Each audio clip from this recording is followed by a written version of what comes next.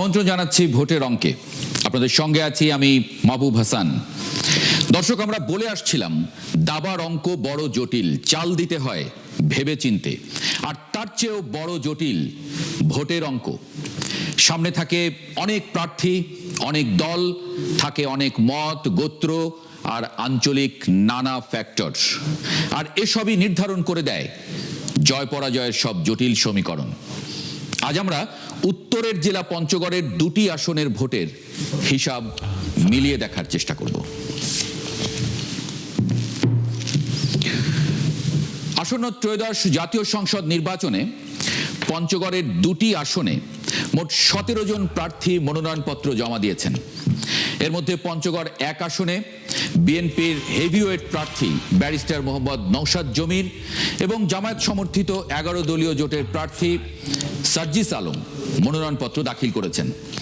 পঞ্চগড় সদর, আটোয়ারী এবং তেঁতুলিয়া এই তিনটি উপজেলা নিয়ে গঠিত পঞ্চগড় এক আসনে মোট 12 জন প্রার্থী মনোনয়নপত্র সংগ্রহ করেছিলেন, কিন্তু নির্বাচন কমিশনের ওয়েবসাইটের তথ্য অনুযায়ী 7 জন প্রার্থী মনোনয়নপত্র জমা দিয়েছেন।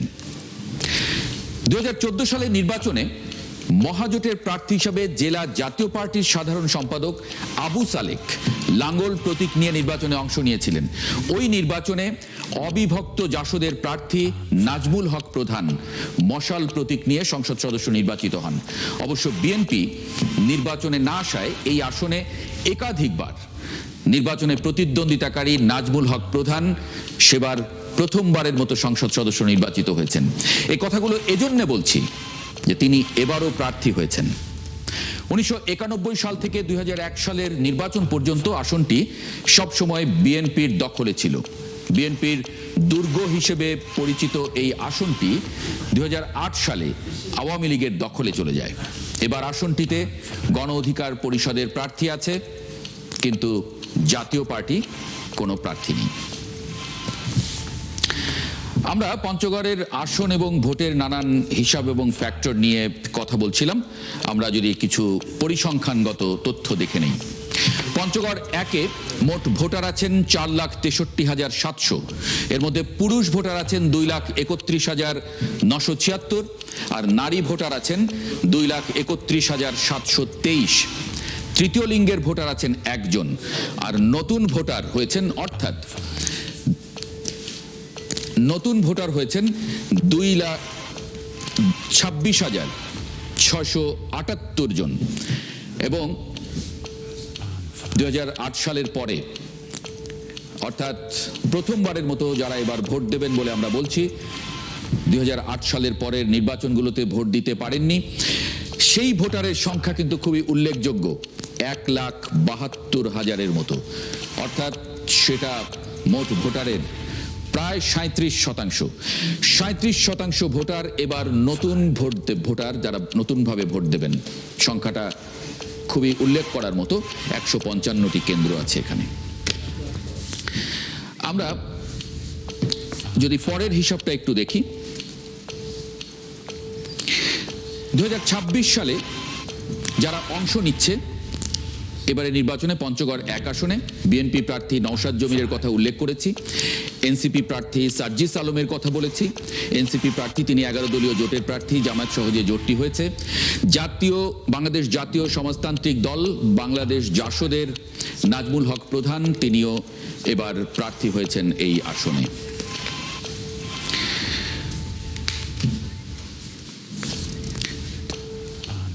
আমরা পঞ্চগড় 2 আসনের যদি একটু হিসাবটা দেখে নিই, মোট ভোটার 4,17,529 জন, পুরুষ ভোটার আছে 2,09,708 জন, নারী ভোটার আছেন 2,07,818 জন, অর্থাৎ প্রায় কাছাকাছি।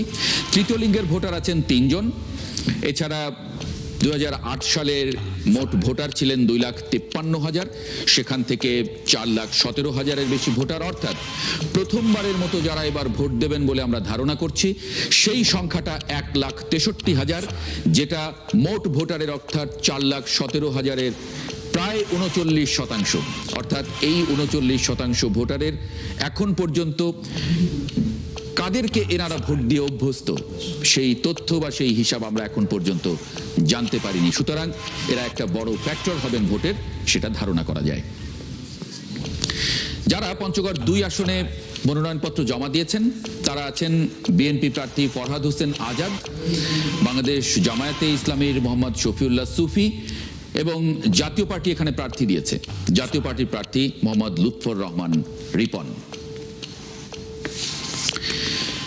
আমরা দেখে নিলাম পরিসংখ্যানগুলো। আমরা যদি এই পর্যায়ে আমরা একটু অতিথিদেরকে একটু যুক্ত করে নেই।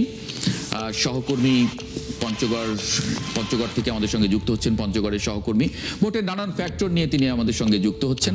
একই সঙ্গে আমি একটু যুক্ত করে নেব সাবেক নির্বাচন কমিশনের ভারপ্রাপ্ত সচিব ডক্টর মোহাম্মদ জকরিয়াকেও। শুরুতে একটু রফিকুল ইসলামের সঙ্গে কথা বলে নিই। রফিকুল ইসলাম, আপনাকে স্বাগত জানাচ্ছি ভোটের অঙ্কে। যে পরিসংখ্যানগুলো আমরা দেখছিলাম এর মধ্যে খুবই উল্লেখ করার মতো যে নতুন ভোটার আমরা যাদেরকে বলছি বা তরুণ ভোটার যাদের বলছি, এই ভোটারের সংখ্যা আমরা একটি আসনে দেখছি প্রায় 39%, একটি আসনে 37%, অর্থাৎ প্রায় অর্ধেকের কাছাকাছি। এখানে যে আওয়ামী লীগের ভোটাররা ছিলেন সেই আওয়ামী লীগের ভোটাররা যদি ভোট দিতে না আসেন সেক্ষেত্রে একটা বড় অংশ যদি ভোটদানের বাইরে থাকেন তাহলে আমরা ধরে নিতে পারি যে এই 39% ভোটারের সংখ্যাটাই অনেক বড় হবে। সেই জায়গায় আসলে নির্বাচনী অঙ্কটা কি দাঁড়াচ্ছে পঞ্চগড়ে?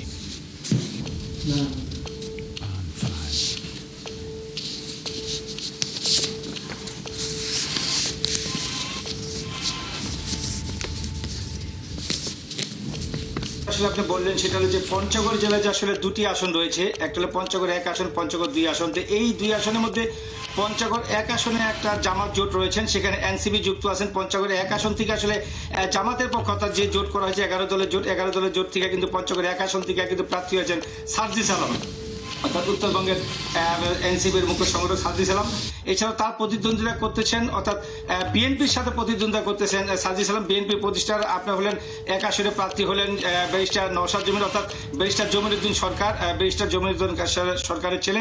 কারণ যেহেতু ব্যারিস্টার জমিরুদ্দিন সরকার একটা আসলে ঐতিহ্য এবং ইতিহাস রয়েছে, সেই ঐতিহ্য ইতিহাসের ক্ষেত্রেই কিন্তু আসলে সেই দিক থেকে কিন্তু আসলে জমিরুদ্দিন ব্যারিস্টারের সূত্র ধরেই কিন্তু ব্যারিস্টার নওশাদ জমি কিন্তু এই আসনে নির্বাচন করবেন। তবে এখানে ফ্যাক্টরটা হলো যে যেহেতু আপনার জামাত ইসলাম 11 জোটের মধ্যে একটা দলীয় একটা মনোনয়ন হয়েছিলেন, সেখানে যে জামাতের প্রার্থী রয়েছেন তিনিও কিন্তু আসলে তাকে সাপোর্ট করেছেন। তবে এই নির্বাচনে আপনি জানেন যে পঞ্চগড় 1 এবং 2 আসন হলো অর্থাৎ 91 থেকে 2008 পর্যন্ত ছিল কিন্তু এই 2টি আসনেই কিন্তু ছিল বিএনপির দখল, অর্থাৎ 8 সাল পর থেকে কিন্তু এটা আবার আওয়ামী লীগের কাছে চলে যায়, সেটা যে কোনোভাবেই হোক না কেন। তবে এই আসন দুটি কিন্তু আসলে বিএনপির একটা সংখ্যাগরিষ্ঠতা কিন্তু এখানে কিন্তু রয়েছে। পাশাপাশি আরেকটা বিষয় হলো যে এখানে যে একটা আওয়ামী লীগের অংশ রয়েছেন, আপনার ধরেন যে কিছু অংশ রয়েছেন যারা আসলে তরুণ ভোটার রয়েছেন, তরুণ ভোটার আসলে কেবল কিন্তু এতদিন কিন্তু তারা কিন্তু আসলে আওয়ামী লীগের সম্পর্কে জেনেছেন, কিন্তু বিএনপি বা অন্যান্য সংগঠন কিন্তু তারা জানতে পারেনি। তবে বর্তমান যুগে আসে তারা কিন্তু আসলে বিএনপি, জামাত এবং এনসিপি সম্পর্কে কিন্তু তাদের অনেকটা কিন্তু ধারণা হয়েছে। তবে সে ধারণা ক্ষেত্রে বলা যায় যে আসলে নতুন যারা প্রজন্ম রয়েছেন তারা আসলে কোন দিকটা বিবেচনা করবেন, তারা মূলত বিবেচনা করবেন প্রার্থীর যোগ্যতা, অর্থাৎ কোন যোগ্য প্রার্থীকে দিলে, কাকে প্রার্থিতা দিলে বা কাকে নির্বাচিত করলে তারা সহজভাবে তারা সেই সব প্রার্থীকে বা এমপিকে তারা কাছে পাবেন। সেই দিক থেকেও কিন্তু একটা কিন্তু লক্ষ্য করা হচ্ছে। এদিকে বিএনপির কিন্তু একটা কিন্তু সংখ্যাগরিষ্ঠতা ভোট রয়েছে, তবে জামাতেরও রয়েছে। তবে জামাতের সাথে যেহেতু আবার 11 দল জোট রয়েছে, সেক্ষেত্রে কিন্তু জামাতের ভোটটা কিন্তু আবার কোনো অংশে কম বলা যাবে না, অর্থাৎ 2টি আসনেই বলা চলে যে জামাতের 11 দল এবং বিএনপির সাথে কিন্তু একটা হাড্ডাহাড্ডি লড়াই হবে। এছাড়াও পঞ্চগড় 1 আসনে আরেকজন প্রার্থী রয়েছেন সাবেক এমপি, সেটা হলো জাসদ অর্থাৎ আম্বিয়া গ্রুপ। পঞ্চগড় 2 আসনে দুজন স্বতন্ত্র প্রার্থী নির্বাচন করছেন। এই দুজন আসলে কোন দলের মানে কোন দলের সমর্থক ছিলেন আগে?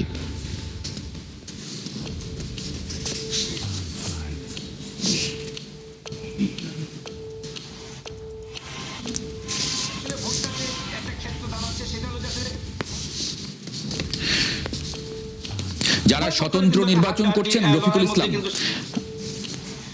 রফিকুল ইসলাম যারা স্বতন্ত্র নির্বাচন করছেন পঞ্চগড় 2-এ, আমি দুজনের দেখেছি তারা নমিনেশন পেপার সাবমিট করেছেন। এই দুজন কোন দলের সমর্থক ছিলেন?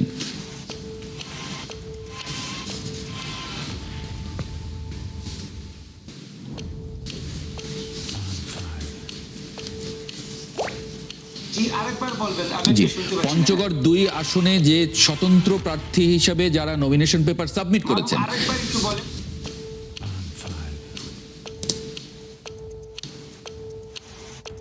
যারা নমিনেশন পেপার সাবমিট করেছেন স্বতন্ত্র প্রার্থী হিসেবে, তারা কোন দলের সমর্থক আসলে? এখানে আরো যারা প্রার্থীতা নমিনেশন, যে এখানে যারা জাসদের যেটা বিএনপি যারা ছিলেন, বিএনপি আর এনসিপি যারা ছিলেন, তো এনসিপির সমর্থনে ছিলেন তারা তো দুইজনে আসলে দুই দলের সাথে কিন্তু বিভক্ত রয়েছে। জাসদ অর্থাৎ যেভাবে যারা ভোট করছেন সব কিন্তু দলীয়ভাবেই কিন্তু তাদের নিজ নিজ দলের সাথে কিন্তু তারা কিন্তু ভোটে কিন্তু প্রতিযোগিতা করছেন। এছাড়াও আপনি রয়েছেন গণ অধিকার পরিষদ কিন্তু সে ব্যক্তিগতভাবে কিন্তু করছে। তারপর হলো শাসনতন্ত্র আন্দোলন, যেটা একটা ইসলামিক সংগঠন আছে, সেও কিন্তু তার ব্যক্তিগতভাবে কিন্তু সে কিন্তু নির্বাচন করছেন। তবে এখানে সবাই আলাদা করলে, যে অর্থাৎ জামাতের সাথে যে 11 জোট আছে, এই 11 জোট কিন্তু এনসিপির সাথে যুক্ত আছে এবং জাকপা যুক্ত আছে। জাকপা কিন্তু সেখানে মনোনয়ন জমা করেছেন, কিন্তু সে কিন্তু নির্বাচন করবেন না। আমরা যতটুকু জানছি যে 1 আসনও সে কিন্তু সমর্থন করেছেন এনসিপিকে, এবং পঞ্চগড়ে 2 আসন আছে জামাতকে। আমরা যতটুকু জানতে পারছি যে সে পঞ্চগড় 2 আসনে তিনি কিন্তু আসলে জাকপার যে প্রধান আপনার শফিউল আলমের ছেলে রাশেদ প্রধান, তিনিও কিন্তু সাধারণত নির্বাচন করবেন না বলে কিন্তু আমরা কিন্তু ততটুকু এই পর্যন্ত কিন্তু আমরা জানতে পেরেছি। আর এদিকে তো 11 দলের সাথে কিন্তু আর ব্যতিক্রম অন্য কিছু নেই। বিএনপির সাথে কিন্তু এখানে কোনো জোটের সাথে কিন্তু আপাতত সম্পৃক্ত নেই। বিএনপি কিন্তু নিজ নিজ ব্যক্তিগত কিন্তু দল নিয়ে কিন্তু তারা এখানে নির্বাচন করছেন, কারণ বিএনপির সাথে যে জোটগুলো ছিল সেই জোট কিন্তু আমাদের আসলে বোঝা গেল এখানকার নির্বাচনটা আসলে দুই দলের বা দুই জোটের দিকেই ভাগ হয়ে যাওয়ার সম্ভাবনা কথা আপনি বলছেন। অনেক ধন্যবাদ রফিকুল ইসলাম যুক্ত হবার জন্য আমাদের সঙ্গে ভোটের অঙ্কে। দর্শক, এই পর্যায়ে একটা ছোট্ট বিরতি নিয়ে ফেরত আসছি ভোটের অঙ্কে, সঙ্গে থাকবেন আশা করি। বিরতির পর আরেকবার স্বাগত জানাচ্ছি ভোটের অঙ্কে। সঙ্গে আছি আমি মাহবুব হাসান। বিরতির আগে যেমন পরিচয় করিয়ে দিয়েছিলাম অতিথিকে, বাংলাদেশ নির্বাচন কমিশনের সাবেক অতিরিক্ত সচিব ডক্টর মোহাম্মদ জকরিয়া আমাদের সঙ্গে যুক্ত আছেন। ডক্টর মোহাম্মদ জকরিয়া, আমরা পঞ্চগড়ের ভোটের অঙ্কগুলো দেখছিলাম, সেখানে আমরা বেশ কিছু সিগনিফিক্যান্ট তথ্য যদি আমি আলাদা করে একটু আপনার কাছে জানতে চাই। আমরা বলছি যে প্রথমবার ভোট দেবেন এরকম ভোটারের সংখ্যা পঞ্চগড় 1 আসনে 1,72,000-এর মতো, অর্থাৎ 2008 সালের পরে যারা ভোটার হয়েছেন তারা তো এই ভোট দেবার ক্ষেত্রে তারা অধিকারটা বঞ্চিত হয়েছেন, যে কারণে ধারণা করা যাচ্ছে যে এবারই তারা একটা স্বাধীন পরিবেশে ভোট দিতে পারবেন। সেই সংখ্যাটা 1,72,000, সেটা 37%, এবং পঞ্চগড় 2-এ সেটা 39%, 1,63,000। সংখ্যাটা অনেক বড়, পুরো জেলা মিলে প্রায় আমরা যদি ধারণা করি 3.5 লাখের কাছাকাছি। সেই জায়গায় আসলে আপনি কি দেখেন, আগের যে ভোটের অঙ্কগুলো সেগুলো কি আর এই প্রায় 40% ভোটার, নতুন ভোটার, তাদের বিহেভটা তো আমরা আসলে জানি না, সেই জায়গায় কি দেখেন? যারা 71 টিভি এবং যারা দেখছেন এবং যারা শুনছেন আজকের এই ভোটের অঙ্ক এই অনুষ্ঠানটি, আসলে নতুন ভোটার যারা বিগত 17 বছর ধরে ভোট প্রয়োগ করতে পারেনি, যারা 18 বছর বয়স হয়েছিল এখন 35 বছর, সেই 35 বছর বয়স করাই এবার তাদের ভোটাধিকার প্রয়োগ করবেন এই আশা রাখতে পারি আমরা। এবং এই সংখ্যাটা প্রায় 40%, সারা দেশে যেটা 35% অন এন এভারেজ, 35 থেকে 40, এই 40% ভোটার এবার আশা করছি তারা যেহেতু দীর্ঘদিন ধরে তাদের ভোটাধিকার প্রয়োগ করতে পারেনি, এবার হয়তো তারা তাদের ভোটাধিকার প্রয়োগ করবেন এই আশাবাদ রাখতে পারি আমরা। এবং এই পঞ্চগড় একটা ঐতিহাসিক বিষয় আছে, পঞ্চগড় 1 এবং পঞ্চগড় 2, এই দুইটি নির্বাচনী এলাকা পঞ্চগড় জেলায়। সেই আমরা 1979 সাল থেকে যদি আমরা ধরি, 1979 সালে প্রথম নির্বাচন হয়েছিল, যেখানে বিএনপি প্রার্থী জনাব ব্যারিস্টার জমির উদ্দিন সরকার প্রথমেই নির্বাচিত হয়েছিলেন, এবং তার প্রতিদ্বন্দ্বী ছিলেন ৩ জন, মুসলিম লীগ এবং আইডিএল এর প্রার্থী ছিলেন তখন গমির উদ্দিন প্রধান, এবং আওয়ামী লীগের প্রার্থী ছিলেন এ.কে.এম. শামসুজ্জোহা। তারা মোটামুটি ৩৬,০০০ ভোট পেয়ে জনাব ব্যারিস্টার জমির উদ্দিন সরকার নির্বাচিত হয়েছিলেন, এবং অন্য ২ জন প্রার্থী তারা তাদের ২ জন মিলেই এই ৩৬,০০০-এর মতো হয়েছিল। এরপরে পঞ্চগড় ২-এ আওয়ামী লীগের সিরাজুল ইসলাম নির্বাচিত হয়েছিলেন ২৫,৮৯৬ ভোট পেয়ে, এবং বিএনপির সিরাজুল করিম পেয়েছিলেন ২৪,৭৮৯ ভোট। সুতরাং এদিক থেকে দেখা যায় আওয়ামী লীগ এবং বিএনপি সে ঐতিহাসিকভাবে ১৯৭৯ সাল থেকে এ ধরনের একটা হাড্ডাহাড্ডি লড়াইয়ে ছিল এই দুই নির্বাচনী এলাকায়। ঠিক ১৯৮৬ সালে যেবার বিএনপি নির্বাচন করেনি, নির্বাচনে যায়নি, তখনও আওয়ামী লীগের প্রার্থী ছিল পঞ্চগড় ১ সিরাজুল ইসলাম, ৩২,০০০ ভোট পেয়েছিলেন। কিন্তু তখন জাতীয় পার্টির প্রার্থী ছিলেন ১৫,০০০ ভোট পেয়ে, এবং তখনই জামায়াতে ইসলামের প্রার্থী এই ১৯৮৬ সালে নির্বাচন করেছিল এই পঞ্চগড় ১ থেকে। জকরিয়া, আমরা যদি ৯১ সাল, ২০৯৬ সাল, ২০০১ এবং ২০০৮ এই নির্বাচনগুলোই তো আমরা আসলে ধারণা করি যে নির্বাচনগুলো মোটামুটি একটা ক্রেডিবল ইলেকশন হয়েছে। সুতরাং সেই নির্বাচনগুলোর যে ফলাফল, সেই ফলাফলগুলো যদি আমরা একটু আমলে নেই, সেখানে তো আমি দেখছি ২০০১ সাল পর্যন্ত, ১ সালের নির্বাচন পর্যন্ত সবগুলো নির্বাচনে বিএনপি জিতে এসেছে এই দুটি আসনে। সুতরাং ধারণা করাই যায় ২০০৮ সাল থেকে যদিও আওয়ামী লীগ জিতেছে, ২০০৮ সাল এবং পরের নির্বাচনগুলো তো আমরা আসলে জানি কিভাবে এখানে হয়েছে। সেই হিসাব করলে এখানে আসলে বিএনপির প্রভাবটা, বিএনপির ভোটাররা কি বেশি? এই যে ৬০% ভোটার যারা তরুণ ভোটারের বাইরে ভোটার, তাদের বিহেভটা তো আসলে ওই ভোটারদের সঙ্গে মিলে যায়, মানে ২০০৮ সালের আগের নির্বাচনের যে মানে ভোটার। সুতরাং সেখানে তো বিএনপির প্রভাবটা কি একটু বেশি? সবগুলো মধ্যেই কিন্তু বিএনপি প্রার্থী জয়ী হয়েছিলেন, এবং বিএনপির একটা মোটামুটি এই দুই আসনে বিএনপির একটা যথেষ্ট প্রভাব বলয় রয়েছে এই দুই আসনে। এটা আমরা ধারণা করতে পারি। ৯১ সাল এবং ৯৬ সাল এবং ২০০১ সাল এই তিনটা নির্বাচন, যেটা মোটামুটি আমাদের তত্ত্বাবধায়ক সরকারের অধীনে নির্বাচন অনুষ্ঠিত হয়েছিল, সুষ্ঠু, অবাধ এবং নিরপেক্ষ নির্বাচন যেটাকে আমরা বলে থাকি, সেই নির্বাচনে বরাবরই বিএনপি জয়লাভ করেছিলেন, এটা আমরা ধারণা করতে পারি। এবং বিএনপি যেহেতু জয়লাভ করেছিলেন এবং বিএনপির একটা প্রভাব বলে এই দুই আসনে রয়েছে, সেটা আমরা ধারণা করতে পারি। এবং নতুন ভোটার যারা প্রায় ৪০% ভোটার, সেই ভোটারের মধ্যেও এই ধরনের একটা প্রভাব থাকবে বলে আমরা আশা রাখতে পারি।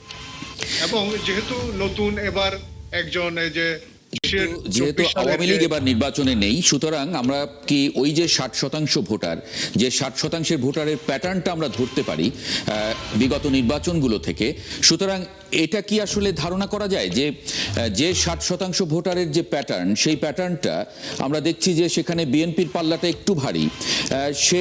সেই যে নতুন ভোটার যে ৪০%, আপনি যেমন বলছিলেন যে এই ৪০%-এর মধ্যেও কি একই ধরনের প্যাটার্ন আসতে পারে, নাকি এখানে হতে পারে? বিকজ কারণ এই ৪০% ভোটার এইসব পরিবারেরই তো ভোটার, সেই হিসাবে আমরা মনে করতে পারি এই ধরনের প্যাটার্ন একটু থাকতে পারে। আর এমনও হয়তো এই নতুন ভোটারদের মধ্যে, যেহেতু এত বছর ধরে ভোট দিতে পারেনি, তারা প্রায় ১৭-১৮ বছর, সেই দিক থেকে তারা এবার নতুনভাবে ভোটাধিকার প্রয়োগ করবেন।